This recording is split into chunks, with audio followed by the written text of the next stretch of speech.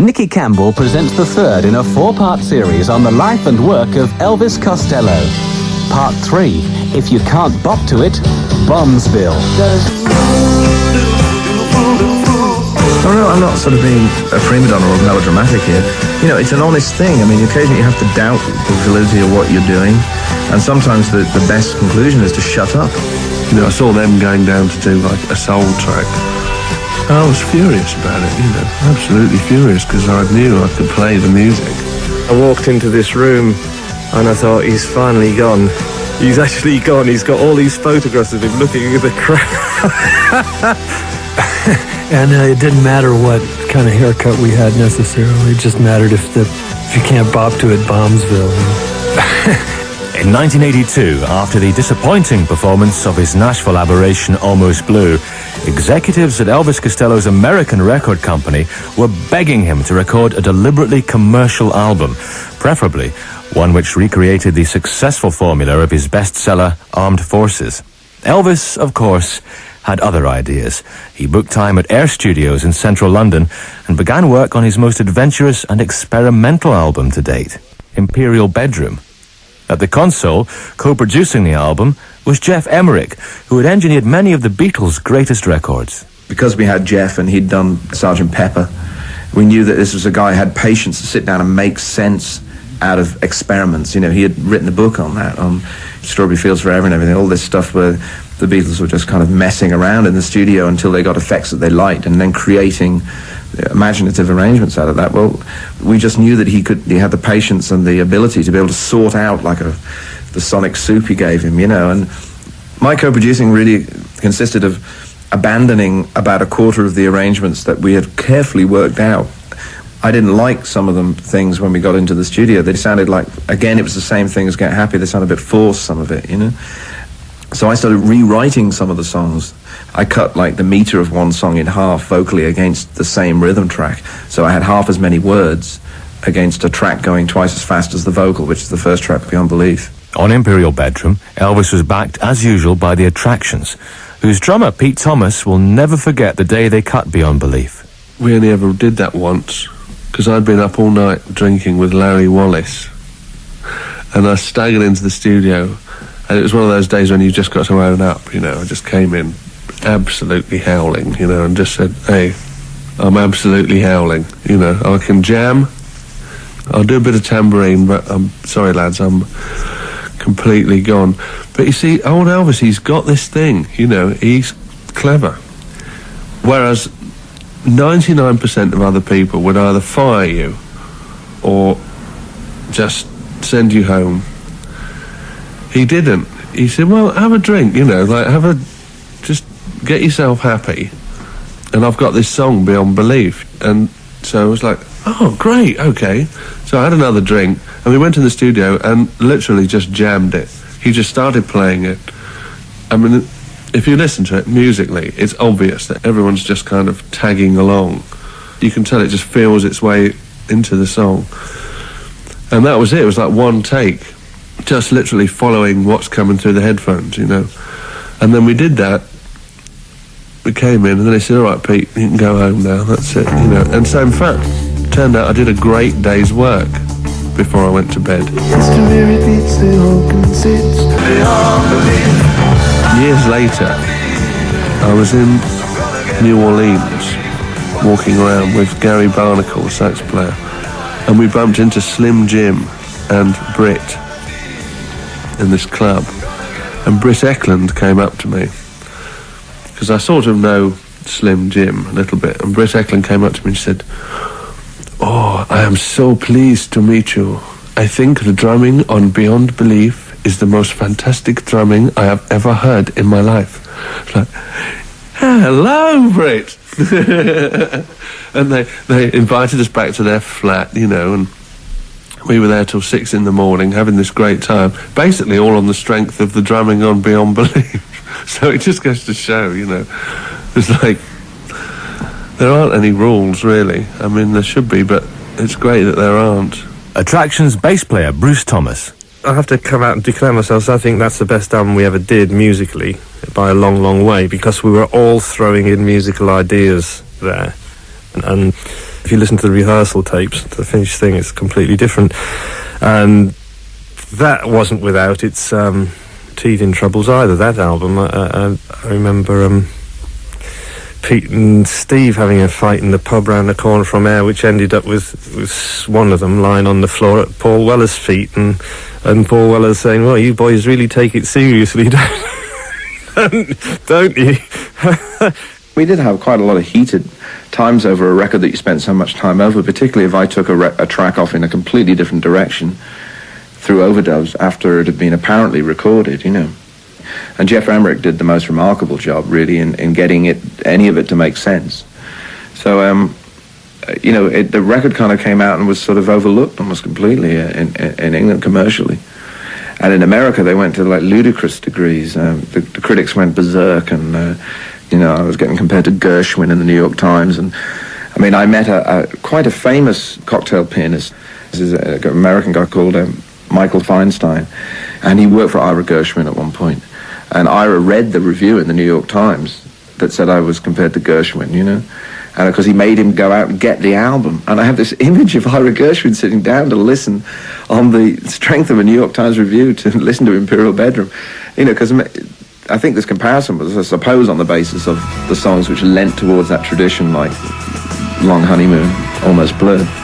But what would he have made of Beyond Belief or Man Out of Time? What was he thinking? So this is where we came to Out of Time from Imperial Bedroom, which was released with an eccentric sleeve devised by Barney Bubbles, a painter and graphic designer who had worked on Elvis's records since the early days at Stiff.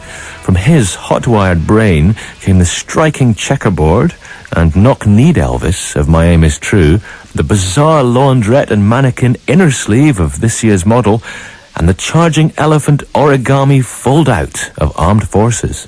I asked Barney to kind of paint a painting for the sleeve of Imperial Bedroom, and I thought I'd made this incredibly sunny-sounding record, you know, a bright, more optimistic record, and it had some humour to it, more overt humour, and, you know, I didn't think it was a grim record. I thought the overall tone, with things like You Little Fool, with the harpsichord and everything, and then Barney painted this, you know, dark, really dark, kind of slightly malevolent-looking, very sexual painting. And I thought, is that what it sounds like? You know, it was like, well, to me, you know. I was delighted with the painting, you know, I mean, and I actually really wanted then to never have a picture on the sleeve again, and my ambition was then to do a series of records and have him paint the sleeve, to paint the music, as it were. Sadly, Barney Bubbles died before he was able to complete the artwork for Elvis's next project, Punch the Clock. The album contained the song Shipbuilding, originally recorded by Robert Wyatt. Elvis had come up with words to a melody written by Clive Langer. I wrote it with Robert Wyatt in mind, and I recorded it in Nick Lowe's front room, and it just turned out really brilliantly. But I was trying to write some words, and they just weren't working out at all. But I did have Robert Wyatt in my head all the time because it was influenced by his version of Strange Fruit. So, I played it to Elvis at a party one night. I just took him out and got him in the car and said, listen to this. And he said, brilliant, give it to me and I'll see what I can do. The next thing I knew, I was in New York. He called up from Australia and said, I've just written the best lyrics I've ever written. And I said, well, it's the best tune I've ever written. And that was that. I was in Australia during the Falklands. It would have been very foolish to try and write something that predicted the outcome or try to really pass comment on things that were still happening, you know. The logic I was following, that people would inevitably be drawn into it and there'd be tragic, you know, really genuinely tragic ironies, like people, say, in the Northeast, or really anywhere, it could be Camel Eards and Birkenhead, you know, being given their jobs back to build more ships to send their own sons off to. So I wasn't being alarmist or trying to be morbid in any way. I thought that was the very least projection that you could make. In fact, I was taking a very benign corner of the whole story to write about, rather than writing about something very emotive like boys coming home in body bags, and trying to write a kind of Vietnam sort of song, you know.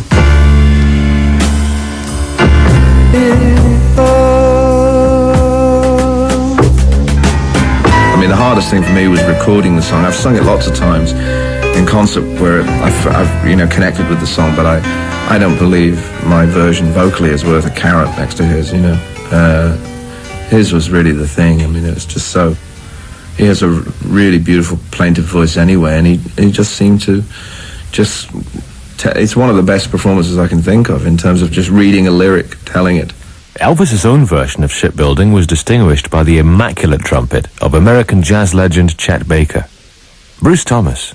It does have what I personally consider to be the best individual bit of musicianship that we've ever come up with ensemble playing. That's the pinnacle of our ensemble playing, especially when the catalyst is Chet Baker on that, because if you listen to the way he plays, the way he follows the bass line through the solo and things, he's really, really listening. And I think he even though he was an absolute wreck of a carcass of a human being, he was the finest musician that we ever worked with. So having made all those jokes about blitzed out musicians and drunk and this and that, he was a man who looked like a corpse, and he played wonderful music. He played really well, he listened well, and he just brought the atmosphere of listening up in the room. So he played all that on the second take. We just did a quick rearrangement to make it longer, so he did a solo on the end, which I think is really, really a spine-tingling moment. It's just Elvis Costello's version of Shipbuilding with the incomparable Chet Baker on trumpet. Before Punch the Clock, Elvis issued a one-off single under the pseudonym of The Imposter. Released in May 1983 in the run-up to the general election, Pills and Soap was his heartfelt comment on the state of the nation. It was politically motivated, although I had to deny that because there was an election coming up. And, I honestly said it's about animals, because the impetus for it was this film called The Animals Film, which was a very long film about how the relationship of humans to the animal kingdom, and how the very many misuses, from everything from animal experimentation to factory farming. And it was the thing that made me a vegetarian. Well, stopped me eating meat. So that was the initial impetus for the song. So I quite honestly could say that the images came from that, even though it's obvious to anybody, a cursory look at the lyrics and said that isn't the only thing it's about. I mean, the first rule of writing what you might call a subversive song is you don't tell everybody it's subversive, There was a slightly suspect political point being made by deleting it on the eve of the general election, and the outcome was such that we didn't re-release it in the glorious red vinyl reissue, as we all know to our cost now, but it's that one little thing. It didn't change anything. It was just one thing. I figured the song said a few things that I really felt something about, and there was a horrible inevitability about the Tory victory. And I figured, well, if you stick a song out there, at least it gives something for some people to feel some sympathy for, that at least they're not alone. I mean, I just felt maybe there were other people that felt as depressed about it and the inevitability of it as I did. And if there was a song that somehow said something that had that sympathy with that feeling, then it was better than there being no song. You can't delude yourself into thinking it was going to change anything. It just is a little bit of salve or something. Just too bad. Pills and Soap was later remixed for inclusion on Punch the Clock, an album produced by Clive Langer and Alan Winstanley, whose crisp commercial vision had contributed to a spectacular run of hits by Madness and Dexys Midnight Runners. It seemed that Elvis, in danger of becoming an esoteric cult act, was finally acknowledging the demands of the current singles market. Clive's brief was definitely to be harder on my songwriting from a structural point of view, because I'd been completely indulgent on Imperial Bedroom, going any way I wanted, both in the structure and the style and the execution of the songs. And his job was to look for hooks and suggesting, well, he got me to write a couple more because I had too many morbid ballads to begin with. So he said we need some more rhythmic songs. Bruce Thomas. I think he was trying to get a hit. We were trying to get a hit, that wasn't that far behind this year's Model and Armed Forces stuff. We thought we still might be in with a chance of pulling something back, and this was the thing, they were the big pop producers at the time, and we were saying, all right, well, they know how to make pop records and make hits, let's get them to produce it, and maybe we'll get a couple of hit singles and we'll be back in business again. Pete Thomas. That was the first time anyone had really got us playing tricky arrangements that had to be right. He was more interested in getting the arrangement right rather than the feel of it or anything, because most of it would go on later. It wasn't like we were trying to get the whole thing in one go, which he did with Nick. You basically get the drums right, maybe the bass, and then they'd go on to work on the rest of it, sort of thing. I mean, there probably were exceptions, but it was more a question of building things up, which was different. But it's good in a way, because at least you know you're going to get somewhere in the end. You know that the end result is going to be good. And he got us playing some different rhythms and things, you know, like the Every Day I Write the Book was sort of funky, this real English whitey attempt at some sort of funk beat. But it was a hit, you know, so we would have just done it like the Mersey Beats, that song, you know, that was how Elvis wrote it. Well, I can remember it was like, every day I write the book, number one, number two, I'm so in love with you. Ooh.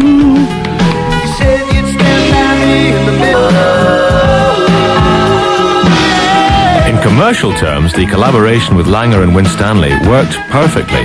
The contemporary dance groove of Every Day I Write the Book gave Elvis Costello and the Attractions their very first American top 40 hit. And Punch the Clock became their best-selling album since Get Happy 3 years earlier. But Elvis never seemed comfortable with the new production team's deliberation and attention to detail. Such a contrast to the crazy spontaneity of Nick Lowe. Clive Langer. The idea was to make Elvis popular again and to make some pop records after he'd done, you know, the wild ones. And I think we did well.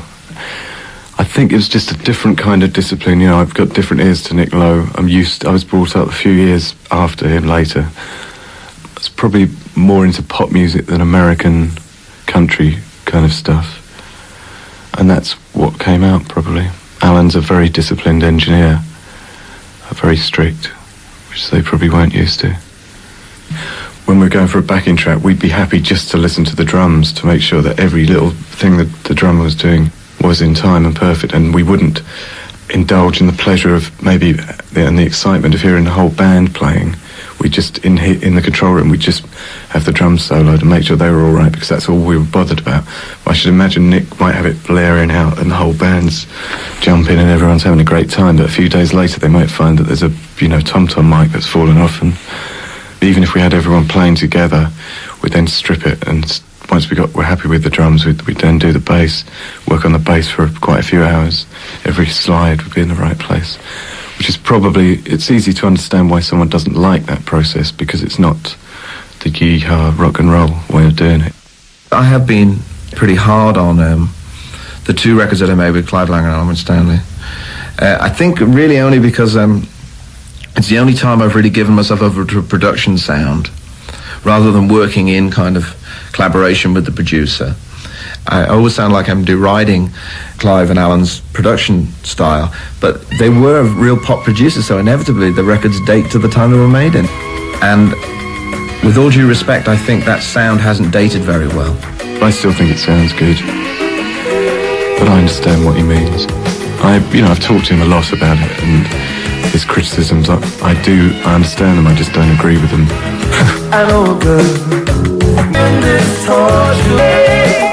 The only flame in town from the next Elvis Costello and the Attractions album, Goodbye Cruel World. Once again, produced by Clive Langer and Alan Winstanley. I think the first time we ever got really attacked for a new release, apart from when we first started, was Goodbye Cruel World. And to be honest, I knew it wasn't a good record by the time. It was the only one I was tempted to, you know, I was committed to it. I'd spent too much money. I couldn't not release it. And I thought, on balance, the good things that I'd got wrong in the studio that were in the songwriting probably outweighed the bad things that I'd allowed to happen in the production, which is it's not detracting anything from the effort that Clive and Alan made to do the best. I mean, I announced to them that it was the last record I was ever going to make before we went in the studio. You know, I decided to quit for all kinds of weird personal reasons, you know. I'm not sort of being a prima donna or melodramatic here. You know, it's an honest thing. I mean, occasionally you have to doubt the validity of what you're doing, and sometimes the best conclusion is to shut up. And, you know, I did really reach this conclusion really solidly at this point, and I think it had a lot to do with you know, extra musical things, as you might say. You know, really wasn't, I was, you know, really down, about lots of other things, and I really just decided I wanted to do this one record, and I was asking them to make a record they weren't really set up to do, which was essentially a live in the studio record, and then we kind of had a loss of nerve about that and started to edge it back towards the kind of production they did anyway. But the damage had been done. We'd started out to record a folk rock record, is what it originally sounded like, in which you can hear in some of the more soulful songs on it, like Home Truth, which is like unbelievably kind of painful, true song.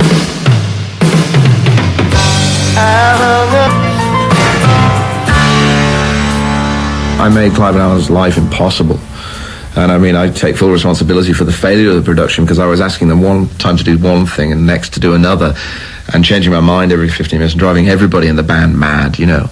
And just, you know, really just getting it as wrong as you can in terms of the execution of what are basically a bunch of really good songs. Bruce Thomas. Oh, yes, it was another I'm giving it all up job, though. But it shouldn't have been made, that album, but we were into such a momentum of album tour. I actually couldn't, to be quite honest, I couldn't conceive what I would do if I didn't get the advance for that album. So I was saying, look, we've got to do this album. But the songs are not up to the usual standard. I mean, it wasn't a swan song in terms of it was like a fine achievement to go out on. It would have been a rotten album to end on.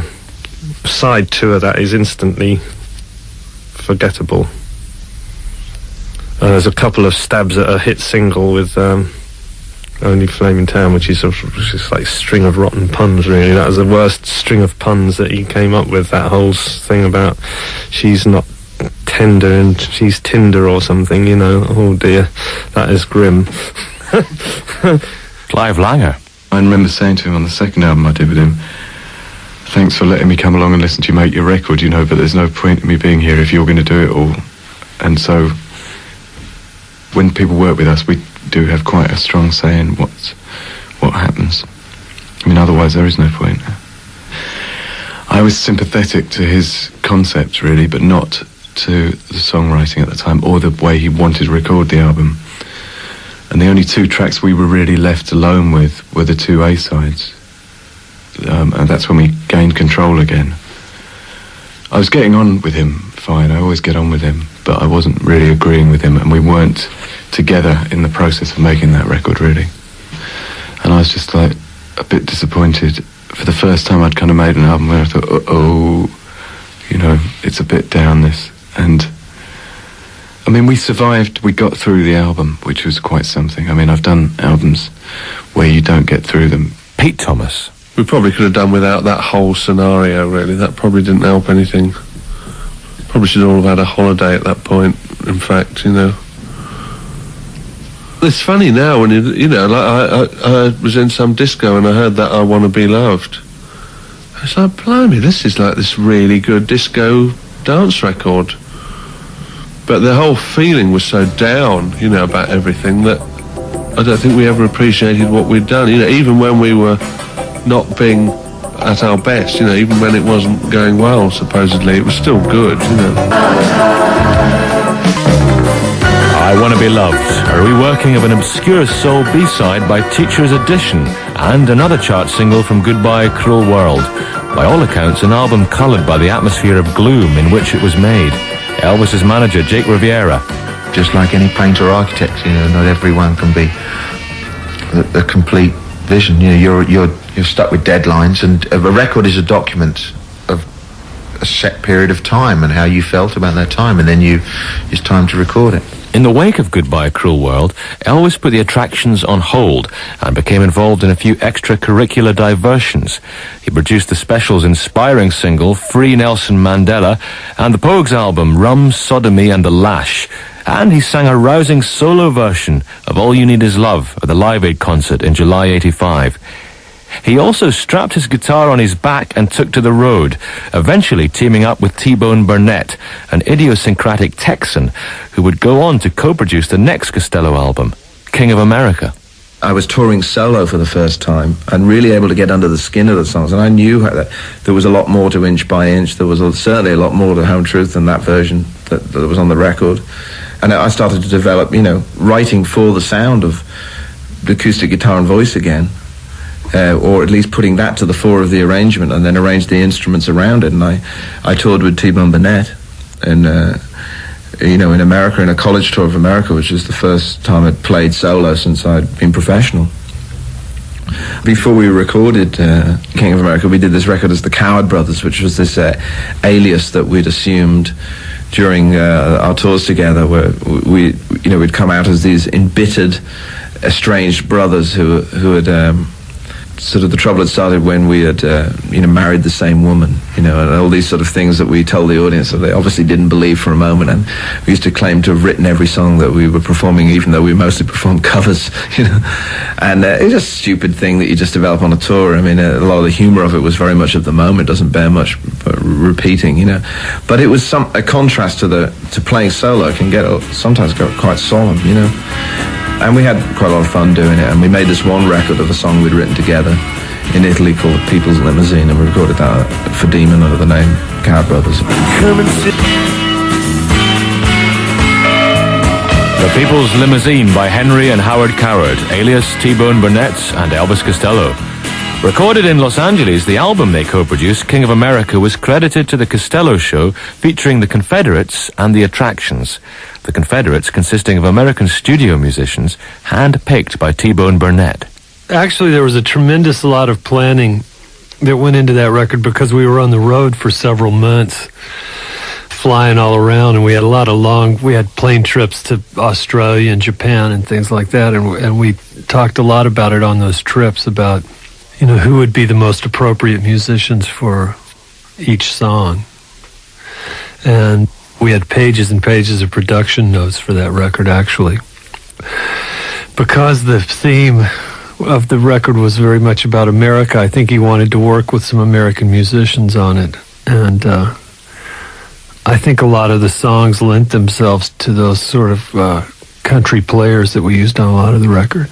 We sort of did like a cast list for every song, and it was a bit of an eye-opener for me, because I'd never worked with where you just call people up and you get such and such a name to come in, and suddenly he was throwing around these really famous musicians' names. I thought, well, how do we persuade them to work with us?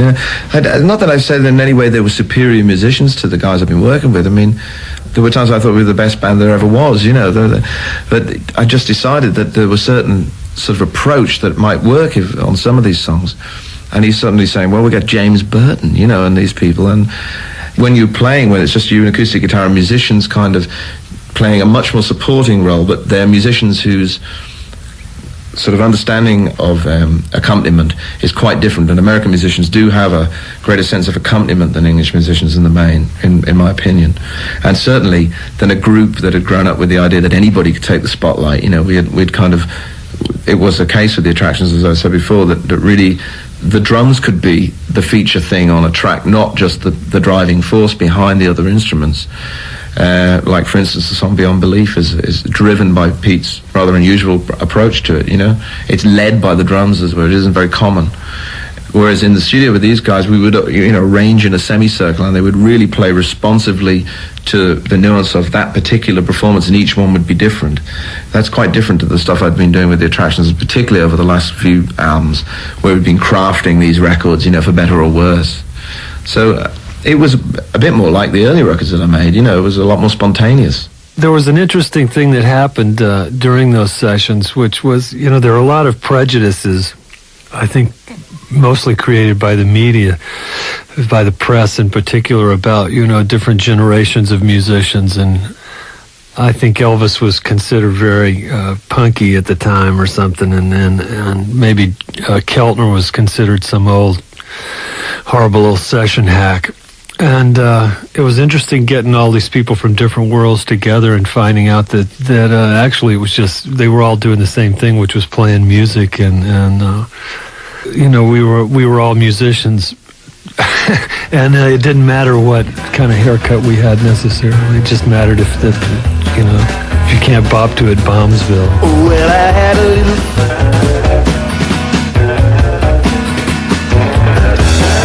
Elvis bopping with the Confederates on The Big Light. Things were progressing so well with his new collaborators that his old band's arrival in LA soon proved an embarrassment. We cut like half the album in 3 days. So suddenly we had a bit of a problem, you know, in terms of the relationship between me and the band, how the balance would work out. It had already been the cause of some friction that I was even going to do this, you know, as I'd gone to Nashville and they'd gone with me. And I suppose it just made everybody feel insecure, you know.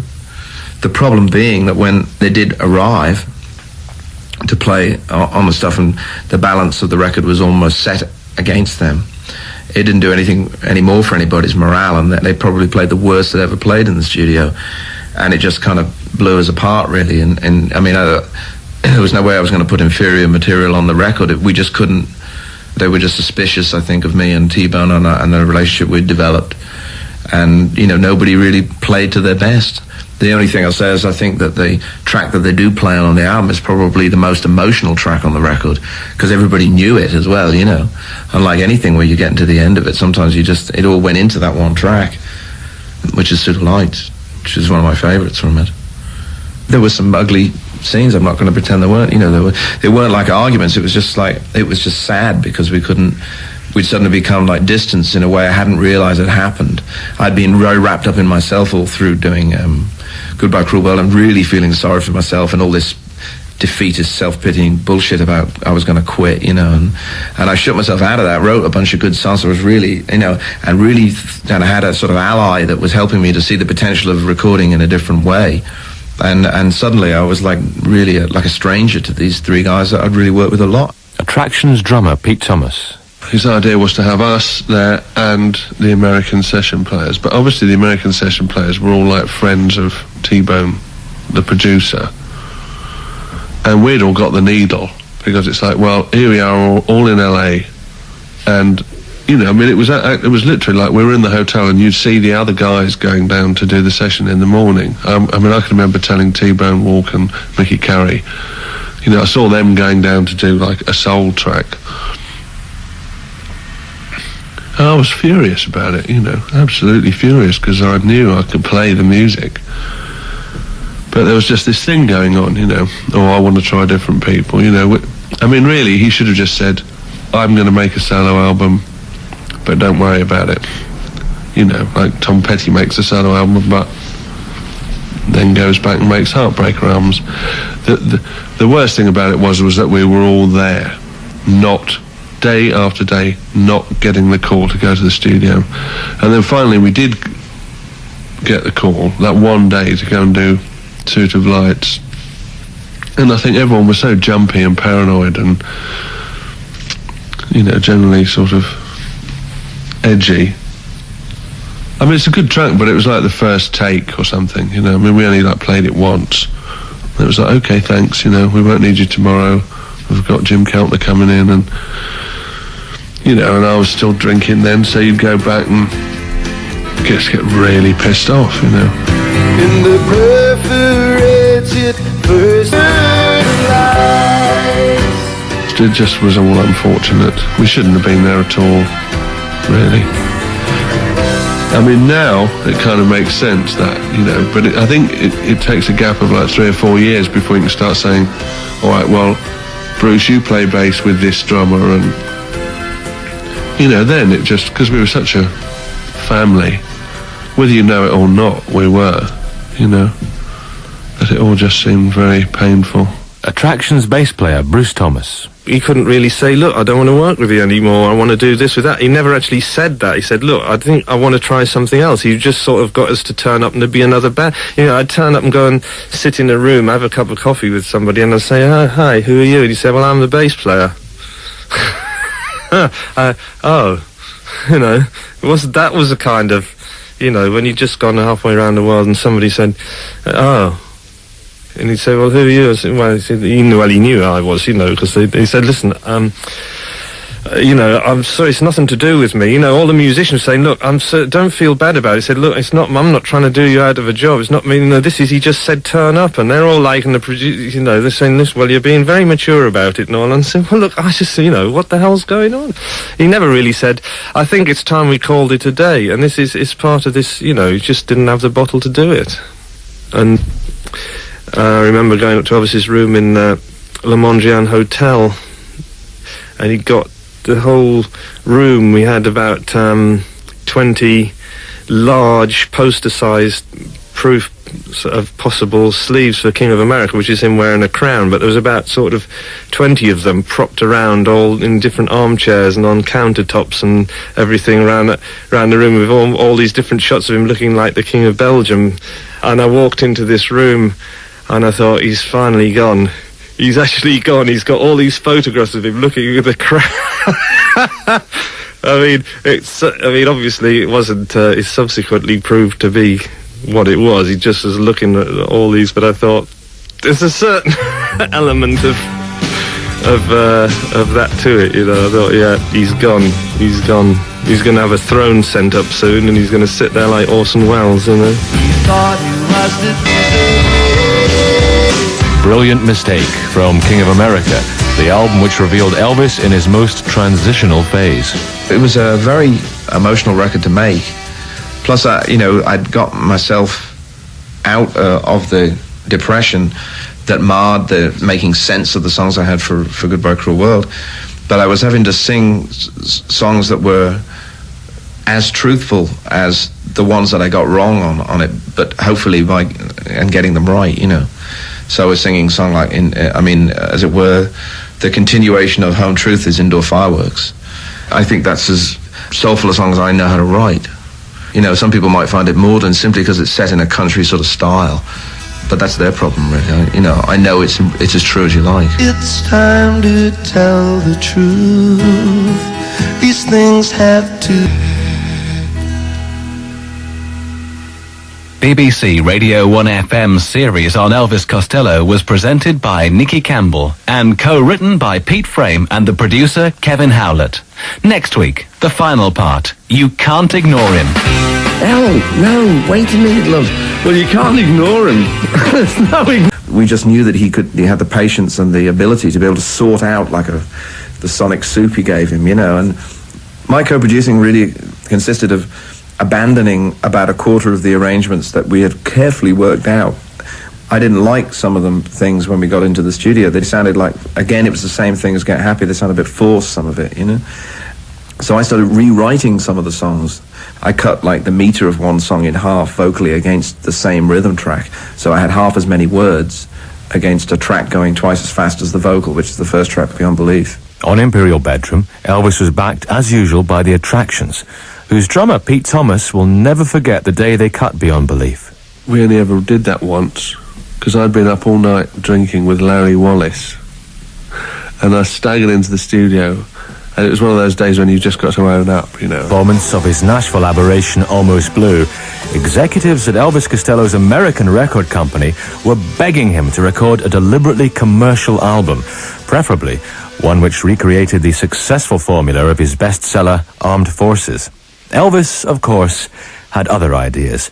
He booked time at Air Studios in central London and began work on his most adventurous and experimental album to date, Imperial Bedroom.